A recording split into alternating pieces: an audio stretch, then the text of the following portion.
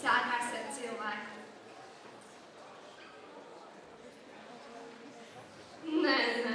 Ne tik sen ar cilvēku.